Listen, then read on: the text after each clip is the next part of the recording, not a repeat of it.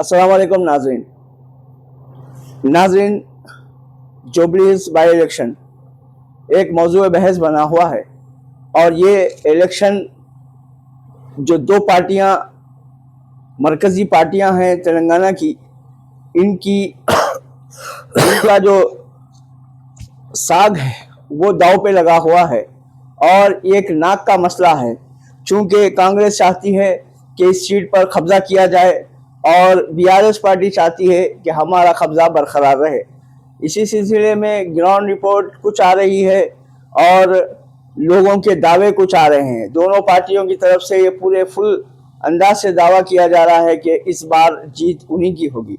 लेकिन आज हम बीआरएस के कद्दावर नेता और जब तेलंगाना में और जुबली हिल्स के इलाकों में जब इलेक्शन जो बल्दिया का हुआ था उसमें आपको एक जिम्मेदारी भी दी गई थी, तो आप वहाँ के माहौल से वाकिफ़ है। तो इसी सिलसिले में हम आज आपसे ये दरियाफ्त करने आए हैं कि क्या बीआरएस को इस मरतबा, चूँकि 12 साल बीआरएस का एमएलए वहाँ पे रहा, लेकिन अब जो बाई इलेक्शन हो रहा है उनके इंतकाल के बाद, तो क्या चैलेंजेस आपको दिख रहे हैं साहब इस इलेक्शन में, बाई इलेक्शन में? हर इलेक्शन चैलेंजिंग होता, इसमें कोई शक नहीं। इलेक्शन चाहे कुछ भी हो, बाज़ मरतबा ऐसा होता 50-50 हज़ार से जीतने के बावजूद रिजल्ट आने तक भी टेंशन रहता। अलबत्ता अंदाजे, सर्वे, थोड़ी हिम्मत, ये अलग चीज़ें हैं। तो अब जुबली हिल्स की अगर बात करें, हमारे कुछ चैलेंजेस तो ज़रूर रहेंगे, इसमें कोई शक नहीं। और आप आपकी बात में बोले कि हर आदमी दावा कर रहा कि हम जीतेंगे, तो हम भी टीआरएस की तरफ से तो ये तो बात लामहला बोलेंगे कि हम जीतेंगे। मगर हम जीतने के क्या क्या चांसेस है, हम कैसे जीतेंगे, ये आपको मैं थोड़ा समझा देता हूँ। पहले तो तकरीबन एक हिंदुस्तान के माहौल में और बिलखुसूस तेलंगाना और एपी के माहौल में जब कभी भी बाई इलेक्शन डेथ की वजह से हुआ तो हमेशा उसके फैमिली मेंबर जीता। ऐसा कभी नहीं हुआ कि भाई उसके फैमिली मेंबर को एक सिंपैथी होती। तो पहला हमारा हथियार है। अब जैसे इंदिरा रेड्डी साहब मरे तो सबिता इंदिरा रेड्डी जब तक जो है हाउस वाइफ है, मगर बाद में जीते तो आज बड़ी लीडर है। माधव रेड्डी साहब का इंतकाल हुआ तो उमा माधव रेड्डी जीते। तो हमेशा एक पब्लिक में सिंपैथी होती, एक बात है। दूसरी बात क्या बोल रहे हैं कि आप एंटी इनकम्बेंसी बोल रहे हैं। बाई इलेक्शन में जनरली एंटी इनकम्बेंसी रहती। 2 साल पहले वो कैंडिडेट जीत के है, बिल्कुल 2 साल पहले जीत के ही, अलग बात है उसकी मौत की वजह से आज इलेक्शन आ रहा, तो इसको एंटी इनकम्बेंसी में नहीं लेते।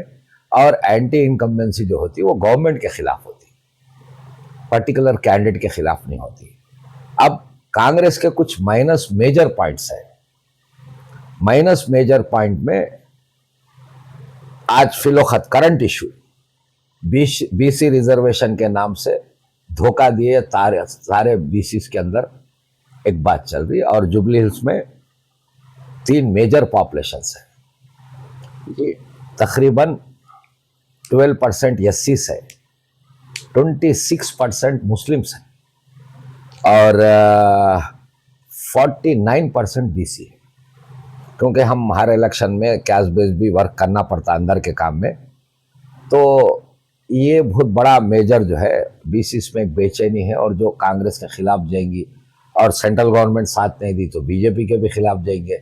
और वैसे जुबली हिल्स में कभी बीजेपी जो है उतनी स्ट्रांग थी नहीं, रहेंगी भी नहीं, वो अलग बात है। तो अब दूसरी कांग्रेस के लिए माइनस बातों में मेजर बातें क्या है। आज कांग्रेस की हुकूमत आके 1.5 साल हुआ, आज़ादी मिलने के बाद में आज तक कभी ऐसा नहीं हुआ, चाहे मुत्तहिदा आंध्रा में हम रहे ज़माने में या तेलंगाना रहने दो, बगैर मुस्लिम मिनिस्टर के उन्होंने एक गवर्नमेंट चला रहे।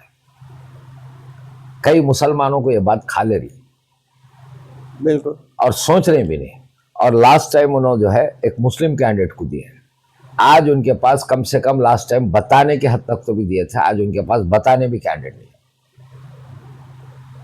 तो सोची बात है भाई, सीधी बात है, कौन नहीं चाहेगा। आज बीसी रिजर्वेशन बढ़ाने की वजह क्या है, बीसी का रिप्रेजेंटेशन बढ़ना। आप यहाँ कम करते जा रहे मुसलमानों को और बीसी के साथ खिलवाड़ कर रहे, इससे आप इलेक्शन को जा रहे तो आपको नुकसान होगा। और हाल में और एक आम बात क्या है कि मुसलमानों के साथ एक खबरस्तान के मामले में आपको भी शायद वो आइडिया रहता, बिल्कुल। गवर्नमेंट दे रही फिर मिलिट्री वाले आने नहीं दे रहे, ऐसा कैसा होता? भाई आप दे रहे हैं तो सीधी जमीन दे दो, ये कर दो। खाली जो है पेपर पे आपके साथ में हम मजाक करते, वो भी कम्युनिटी के साथ मजाक करते। एक आदमी के साथ मजाक करना अलग बात है, कम्युनिटी के साथ मजाक करते बहुत बुरी बात है। और फिर कैंडिडेट सिलेक्शन, आप जैसे बता रहे हैं हमारे ऊपर मुखालिफत है, खैर वो तो उतनी नहीं है, फिर भी अजहरुद्दीन साहब का एक स्केचर था, आज वो स्केचर ख़त्म करके एक ऐसे ऑर्डिनरी बच्चे को दिए जिसका ज़रा रिकॉर्ड भी अच्छा नहीं है, उसके वालिद का जो है क्रिमिनल रिकॉर्ड है बोल रहे हैं, तो इलेक्शन में नहीं चलते। ये कोई बिहार का इलेक्शन, यूपी का इलेक्शन क्रिमिनल्स बीच है, ये तेलंगाना में, एपी में नामुमकिन है। थोड़ा बहुत फिर भी रायलसीमा में फैक्शनिस्ट जीतते, मगर जनरल जगह नहीं जीतने देती, पब्लिक इनके खिलाफ रहती। तो इतने माइनस फैक्टर्स रख लेके आप इलेक्शन को जा रहे, तो और फिर कांग्रेस को रेवंत रेड्डी साहब को बी टीम बोल रहे हैं लोग, बहुत दिन से बोल रहे हैं बात। यहाँ आप जरा गौर भी कर लेना क्यों इतने वीक कैंडिडेट को सेलेक्ट करे, आप देख लेना।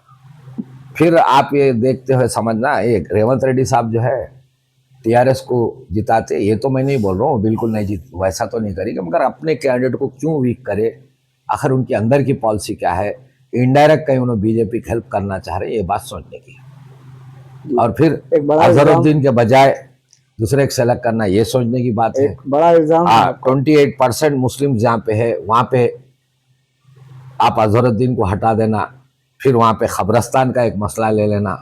और जब से कांग्रेस आई कोई खास डेवलपमेंट, जनरल भी नहीं है, माइनॉरिटी डेवलपमेंट, और सबसे बड़ी अफसोस की बात, बताने के नाम से मिनिस्टर नहीं है, बहुत बड़ी अफसोस की बात है। डेवलपमेंट का अभी जिक्र करें तो अपोजिशन की तरफ से इल्ज़ाम ये लगाया जा रहा है कि आपके जो सिटिंग एमएलए थे वो 10 साल और 12 साल, 2 साल या 15 महीने जो रहे, उसके अंदर कोई डेवलपमेंट नहीं हुआ, ऐसा इल्ज़ाम लगाया जा रहा है। और आइंदा ये कहा जा रहा है कि हम डेवलप करेंगे, इनके दौरे एमएलएशिप में कोई डेवलपमेंट नहीं हुआ।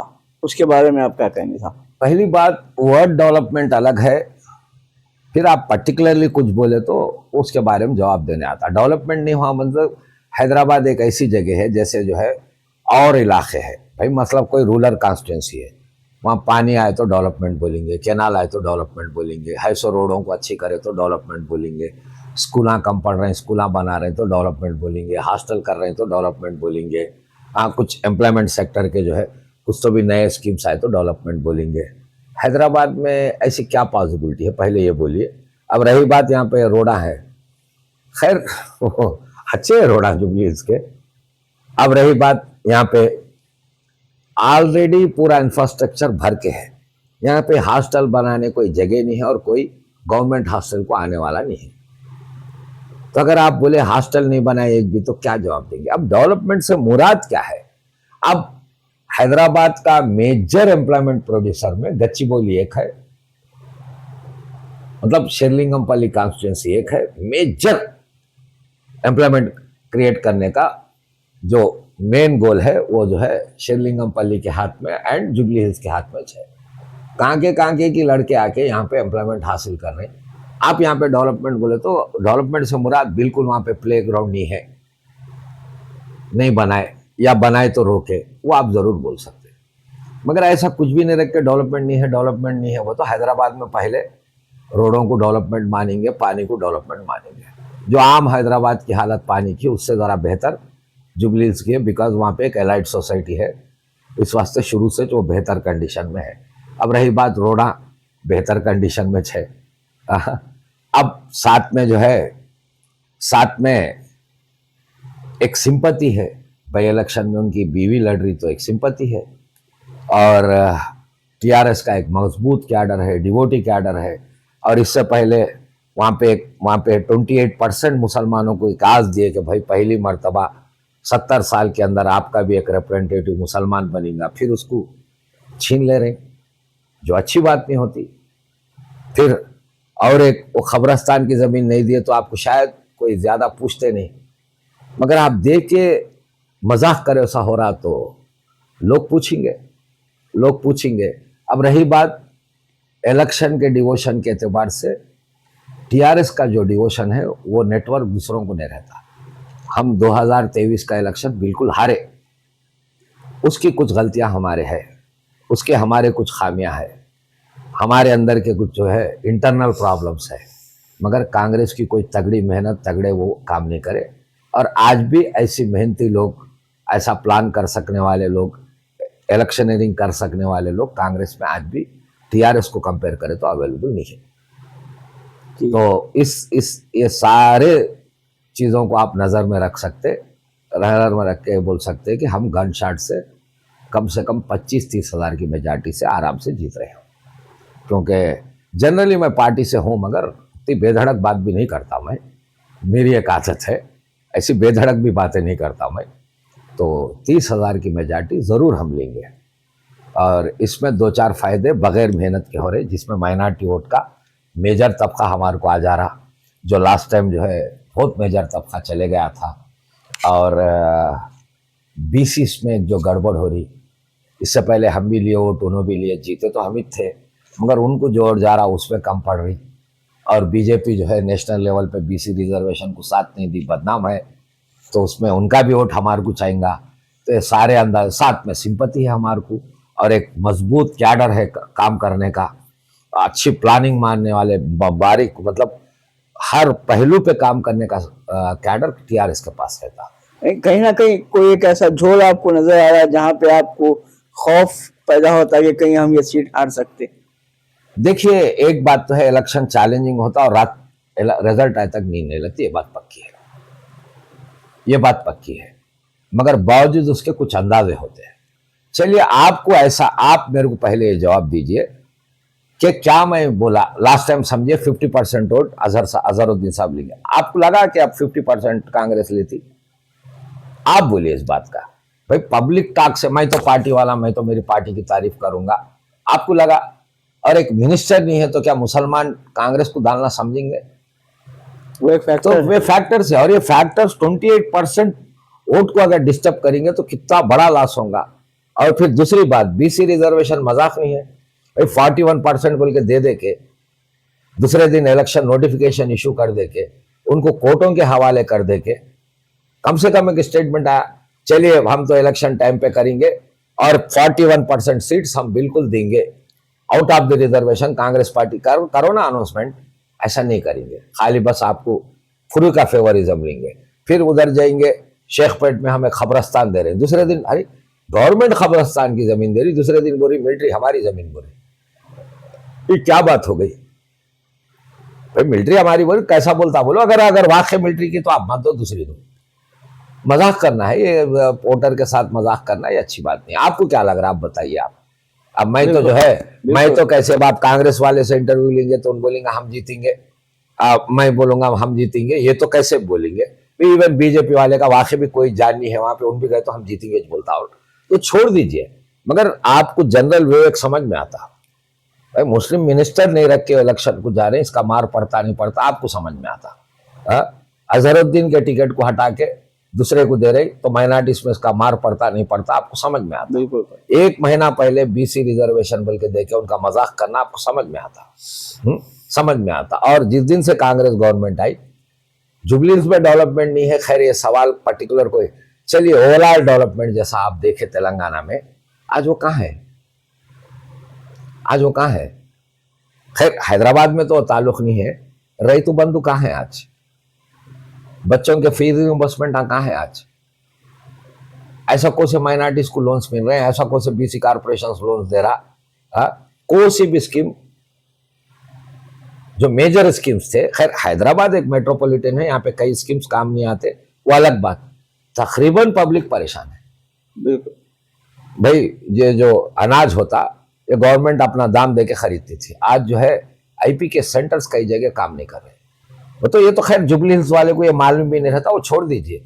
ऐसी गवर्नमेंट आज 2 साल से काम कर रही, तो ये गवर्नमेंट के ऊपर जब भी खिलाफ होके है लोग, और फिर रेवंत रेड्डी साहब को कांग्रेस वाले शक की निगाह से देख रहे, सच बता रहा हूं मैं, कांग्रेस वाले शक की निगाह से देख रहे। देखो मीडिया के सामने बात करना अलग बात है, खुल के बात कर लेना, दोस्तियों में बात कर लेना अलग बात है। रेवंत रेड्डी साहब को एक शक की निगाह से देख रहे। इवन राहुल गांधी की पॉलिसी के खिलाफ उन्होंने जा रहे। किसी दिन मोदी पकड़ के हमारे बड़े भाई बोल रहे, अरे रोज की जंग है साहब, बड़े भाई बोल रहे, वहां एक पॉलिसी तो इन्हों क्या की तारीफ कर दे रहे। तो उनके अंदर ही सीधा नहीं है। तो ये सब क्या होंगे, हमारा काम तो हमारे को रहेगा, मगर उनके जो माइनस है वो हमारे को जरूर प्लस होंगे। हमारी मेहनत के साथ वो फ्री में आ जाएंगे हमारे को। इस एतबार से हमारी जीत बहुत ज्यादा आसान है। फिर रेवंत रेड्डी साहब जो टिकट दिए वो बहुत वीक कैंडिडेट को कई को दिए, समझ में नहीं आया वो किसको हेल्प करना चाह रहे, मगर इनडायरेक्टली हमारे को फायदा होगा। बिल्कुल।